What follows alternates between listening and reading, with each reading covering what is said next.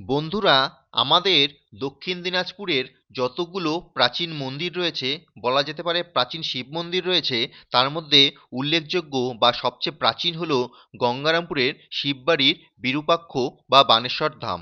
এই মন্দিরের সাথে জড়িয়ে আছে মহাভারত যুগের কাহিনী। দাপর যুগে ভগবান শিবের এক পরম ভক্ত ছিলেন বানাসুর বা বানরাজা। এই বানাসুর ভগবান শিবের তপস্যা করে তার কাছ থেকে হাজার বাহু বা হাত বর হিসাবে পেয়েছিল।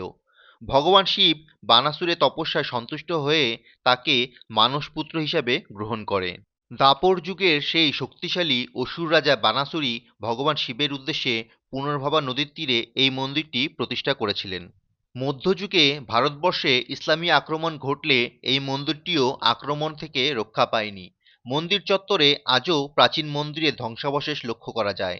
তবে বর্তমানে মন্দিরটি নতুনভাবে নির্মাণের কাজ চলছে। প্রতি বছর শিবরাত্রি ও শ্রাবণ মাসের প্রতি সোমবার হাজার হাজার মানুষ ও ভক্তদের ঢল নামে এই প্রাচীন মন্দিরে। তো বন্ধুরা, তোমরাও চাইলে আসতে পারো দাপর যুগের এই প্রাচীন মন্দিরে। আর তোমরা কে কে এখানে এসেছো তা অবশ্যই কমেন্ট করে জানিও। আর সকলে জানার জন্য ভিডিওটি বেশি করে শেয়ার করে দিও।